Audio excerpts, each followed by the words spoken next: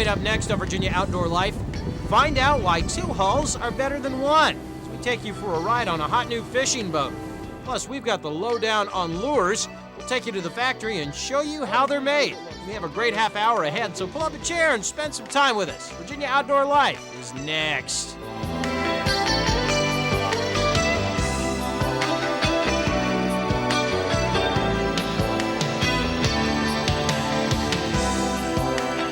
Hi, and how are you? Welcome to the show. This is Virginia Outdoor Life for Saturday, March 8th, along with Eric Burnley. I'm Bob Matthews. We're coming to you from Buckrow Island Grill, which is right next to Salt Pond Marina up here in Hampton. And judging by the looks of these boats, I think there's some people that are just about ready to go out on the water once it gets a little bit warmer. A little bit warmer. We went out a few days ago on a catamaran, which is a new style boat for American boaters. They've been used in Europe and down in Australia and South Africa for quite a while, and they've been used here on sailboats. But we have a major boat manufacturer now. Grady White has come out with a catamaran, and we went out and gave it a try. That's right. Our cameras caught up with them to see how it performed out on the water. Take a look.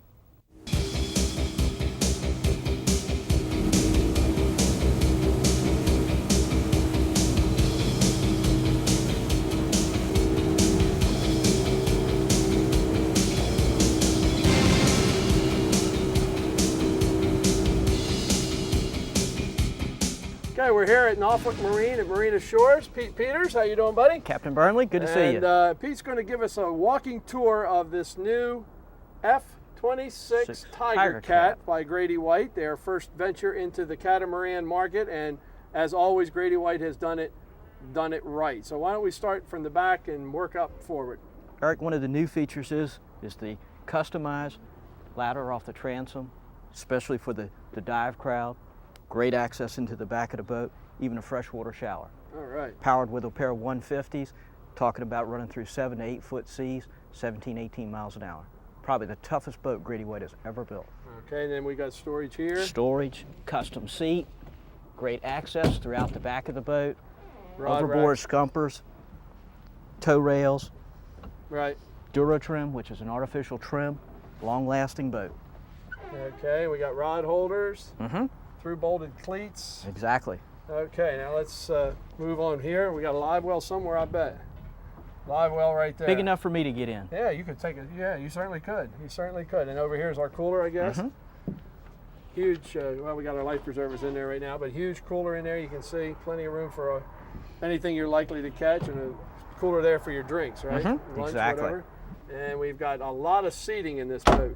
We got seating on top of all the boxes. all the boxes. We got a really nice bench seat there alongside of the helm, and of course the helm seat. Now, what are these two? Are these just storage areas here? Storage and Tackle lockers, so to tackle speak. lockers. Okay, then we've got the hard top with 2 halogen lights to illuminate the cockpit area at night. The walkability of the boat. Yeah, plenty of room. Plenty of grab rails Anchor locker here, I assume. built into the boat. Yep. For your anchor. Nice big bow cleat to hold your anchor. Good tall bow rail. Oh yeah, yeah. Basically an enclosed head. Very nice. Sink area. Rod storage. Laid out very, very, very well. It's an easy boat to set up and rig with Yep. full electronics All package. electronics on the starboard there. And the electronics box up overhead. And that's a new feature from Grady White. It retracts down. So it's easy to mount the electronics and pivot it back up. Oh yeah, I see that. It's got a gasket around it. Uh-huh. Probably one of the biggest features is the actual construction of this boat.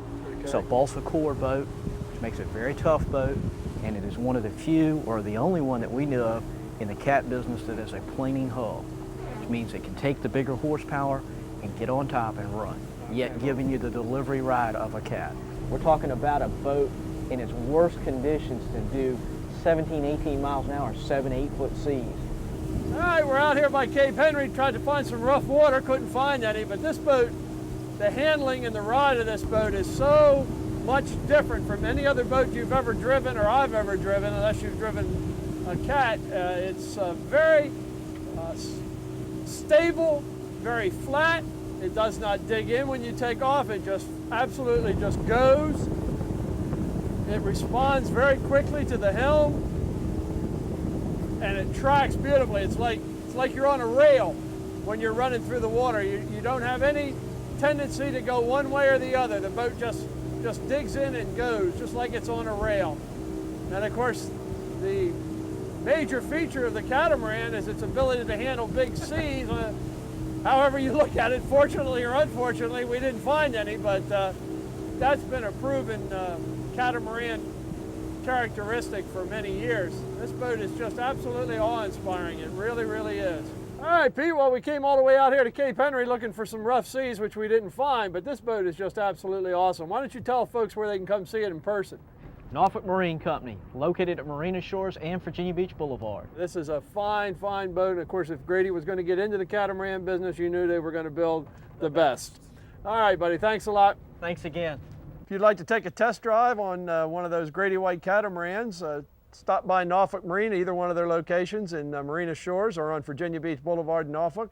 I know they'd like to see you coming. They'd be more than happy to show you that new style boat. Now, did they mention the price at all? No, Okay. that's negotiable. It must be. Just bring your checkbook. Bring your checkbook, And yes. plenty of scratch. Okay, we got to take a break. When we come back, though, lures, nothing but lures. We're going inside the factory when Virginia Outdoor Life rolls on from the peninsula.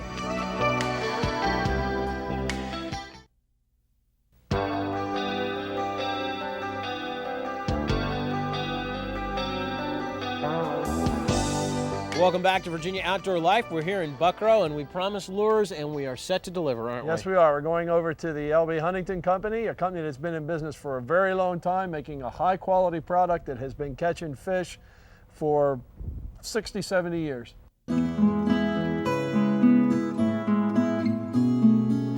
My grandfather started out, he used to fish out of Annapolis, and he would row a rowboat to Thomas Point in order to fish.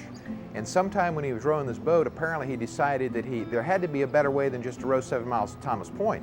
So that seems to be when he decided that he was going to develop something to pull behind the boat. In 1909, he had a motor sailor built, and he and my grandmother moved on to that. That's when he started to have power and started apparently to tow the spoons behind a boat powered by an engine. And it wasn't until 1923 when the actual patent was issued for the first spoon, so that I expect that he probably had the spoon completed and was actively using it on the bay in probably 1918 to 1920. And catching stripers, right? And catching stripers. Okay, why don't you take us through a little step-by-step process of how these spoons are put together and what goes into the manufacture of a Huntington drone spoon? When we actually get the spoons stamped out from Suffolk, this is really what they look like. They're just... And this material This is stainless steel. Right. And from this point, of course, the first thing we have to do is put rings in them. Well, we actually make our own rings. Somebody has to actually sit down and put them on. There's no fast way of doing this. And they actually have to put the ring on the spoon and then close the ring. Now, if it's not closed far enough, it's very hard to solder it. We actually use a silver solder, and we use nickel-silver rings. Using the proper amount of silver solder, or silver in the silver solder, we actually don't have to use any flux. You have to do it at the right temperature. As you can see, what you come out with is a ring that has no sharp edges on it. It's very smooth, well held together. A slight lump of solder on there to give it the strength. Now, after this is done, the next step in it is to go ahead and get it polished. And then this is a ceramic media that's used in the polisher. And the interesting thing is, when you see this operate, it doesn't actually rub the polish on. It actually, by these little pieces hitting the stainless steel, just hitting it, it actually polishes it. Now, just toss them in there. I just toss them in. This has a liquid in it. Right. And away they go. Yeah, and you'll see them up here, and they'll... Oh yeah, coming up for air every once in a while. And how long does it normally take for them to polish? Well, these actually polish anywhere from 2 to 4 hours before they come out the way we like them to come out. I got you. So we have a timer on it, and we sit here and time it, and then we take them out and they're all polished. Got you. I used to have a car ran about like that. Well, mine, the one I have now is still that noisy. Now this gives you a sample. This is the way a spoon may go in, Right. but this is the way it's going to come out. Right. Okay, so we've soldered the rings, we've degreased them, and we've polished them, and Right. the next step is to put on the flash scale, correct? That's right. That's our next operation. If they're going to get flash scale, this is it. It's not as easy as it looks, folks, No, believe me. it's not. It's not as easy as it looks. All right, now what do we do next with this? Well, let's grab a couple. Let's go over and put some hooks in some of them. Right, that's good. This is a little bit easier than putting on the flash Yeah. scale. Yeah, because we got a machine does this. Now, one of the things interesting to me about this, a lot of people say, well, gee, why don't you have this done automatically? Why do you sit there and push it with your foot? Well, in the first place, our hooks are specially made by Mustad. When they're specially made, they're tempered around to here, and then this tip is not tempered. Right, it would But- break. Yeah, so consequently, if the tempering goes around a little bit too far, they will break when you put the hook in. Now, when you actually put the hook in, if that cracks, you can actually feel it when you push in. And that's one of the reasons. We'd never feel that if this was hydraulic or if it was electrically driven. That's one reason we go to the extra effort to make our own rings, to hand silver solder the rings, and to have Mustad make our hooks for us. They're now ready to be packed. Right. I feel that by doing it in a way that's inexpensive, we're allowing ourselves to put the money in the product and not putting in the packaging material that gets thrown away. Right. All right, the Huntington drone spoon is used quite frequently with a Huntington planer. Now, for those of you who aren't familiar with a planer, what it does, it creates pressure against the water and drags down the lure that's attached to it. Now, the way you do that is you tie your running line on here, your fishing line, it goes to here with a snap. Your lure is coming off of here. It's snapped on and goes back off this way. When the planer goes in the water, it goes in at this type of an angle. So you can imagine when it hits the water, it digs in and goes down.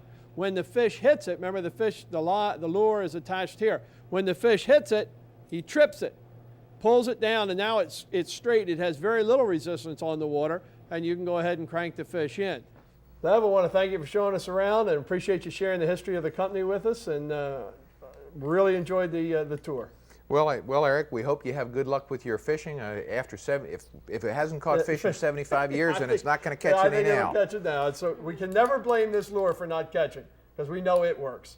Well, either that or we've been fooling fishermen for a long 75 time. years. That's right, that's right. Thanks again. Thank you for coming, Eric. Okay, well, there's a rundown on how they manufacture the lures, as well as some history on that company. It's been around, like I say, a very long time, making a high quality product. You can get them in any tackle shop in this area. They're readily available and have a number of uses for various species of fish. So be sure to pick some up in any size, whatever size it is you think you need. You have some in your tackle box? You better believe it. You better believe it. We use them for tuna. We use them for striped bass, Spanish mackerel. We use them for all kinds of fish. Sounds good. We got to take a break, but when we come back, it's time to open up that outdoor scrapbook, Your Pictures, when Virginia Outdoor Life continues from Hampton.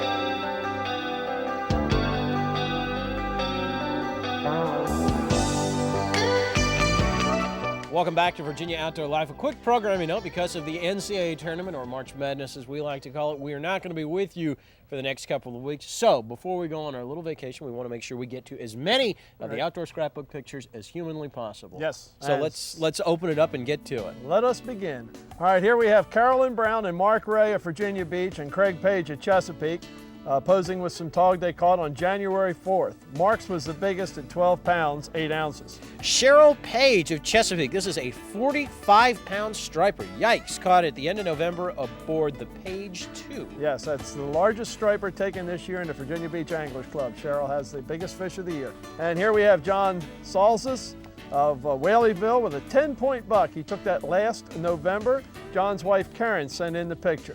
This is David Anderson and Jim Brown from Greensboro, North Carolina, a 231-pound bluefin tuna. They're fishing aboard the Connector with Captain Scott Caldwell off of Odin's Dock in Hatteras. Yeah, the bluefin tuna bite is winding down right now. All right, here we have Brandon Snook of Suffolk. He's 4 years old, and it's a beautiful white perch. He caught that last November at Western Branch Lake while fishing with his father, Barry. Donnie Jones, John Ermolinsky, David Diggs, job. and Dave McCoy, a 250-pound bluefin tuna caught off Hatteras fishing aboard Donnie's boat. All right. All right, here we have Danny Davis of Portsmouth. Of course we do. Oh, of course we do. 145-pound bluefin tuna caught off of Hatteras. He was fishing with Denny Dobbins, Gene, and George Cooper aboard the Predator. It took him 40 minutes to land that big tuna, so congratulations, Danny. I'm not very impressed. I would have thought 5-10 tops. Oh, I'm telling you. Jeff Lindsay of Newport News, a 22-pound bluefish caught last December at the point. good for a North Carolina saltwater citation. That is good for any kind of citation. That is a huge bluefish, 22 pounds. Magnificent catch. All right, here we have Hunter Richardson and his pup. They're from Suffolk. Hunter is 10 years old. Widgeon and a shoveler taking on Youth Waterfowl Day as designated by the state. He went out with his dad, Jay, and it was his first time, and now he's hooked on duck hunting. Bless his heart. Julie Hurley of Yorktown, age 6, almost 7. Almost 7. Pretty soon. Yellow perch and bass caught at the Watermill Reservoir in Williamsburg. Steve Hurley sent in the picture. Says, take a kid fishing. Take a kid fishing I like anytime. Don't wait for Take a Kid Fishing Week. Do it anytime. All right, here we have Roger Peterson, Virginia Beach, 14-pound, 11-ounce tog. He caught it at the Cape Henry wreck aboard the Kellyanne. And as we move on down the line, we've got Mandy McCune of Chesapeake. Lots of dolphin and one big wahoo. She caught it last July fishing out of Hatteras Harbor aboard the Big Eye with Captain Donnie Smith. It was her first offshore trip, and she says she had a great time. Got to take a break. When we come back, though, hot product time. Hot product time. We're cooking up a tasty dish with it this week, so stick around. Virginia Outdoor Life continues from Hampton right after this.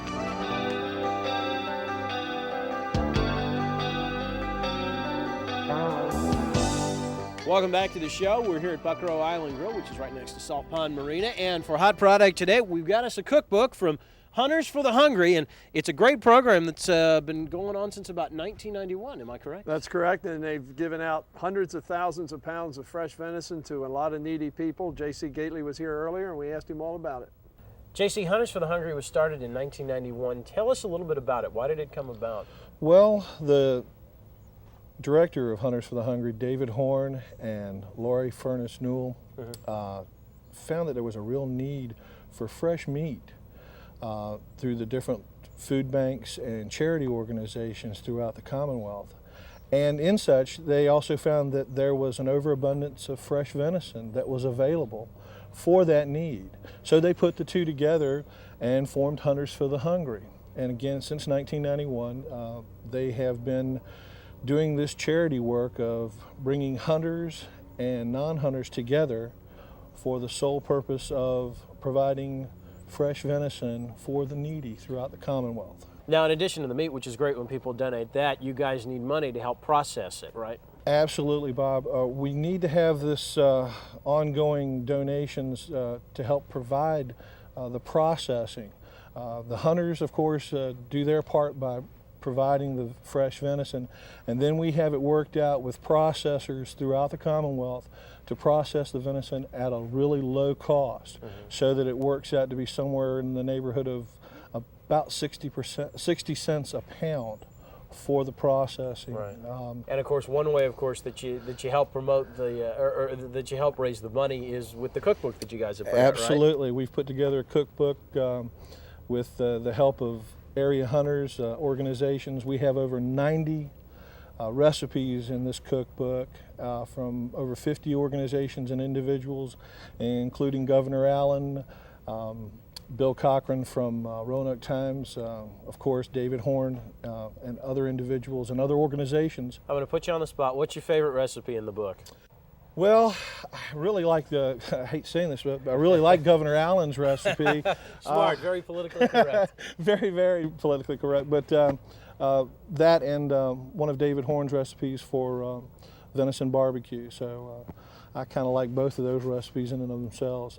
Plus, I have my favorite, which didn't make this cookbook, but hopefully will make it the next time around. I'll draw down here about halfway. Okay. And there we go. Grand Canyon National Park in Arizona. Randy C-L-O-Y-D, Cloyd, Landy Cloyd. And he's from Williamsburg. So, Randy, congratulations. All right. He says he sure would like to win a prize. Yeah, he just did. He just did. How about a fishing forecast? What's looking good? Well, you can only hope the mackerel hold up through the weekend. If they do, then everybody ought to be able to get out and have some fun with those. Bluefin tuna bite's been a little slow out of Hatteras, but there's plenty of striped bass running up and down the coast, and you ought to be able to get some from the surf on clam or cut bait. So it's looking pretty good. Sounds good. Now, you want to thank all the folks out Yeah, here. we want to thank the folks here at Salt Pond Marina, not only for having us here for the show, but also having me here for the saltwater workshop last week. And of course, next week we'll be at Marina Shores with our saltwater workshop. So it's moving along. Okay, sounds good. Have a good vacation. You too. We're going to be off for about the next 3 or 4 weeks while the NCAA tournament's going on News Channel 3. We will see you in April. Until then, I'm Bob Matthews. He's Eric Burnley. Y'all take them easy.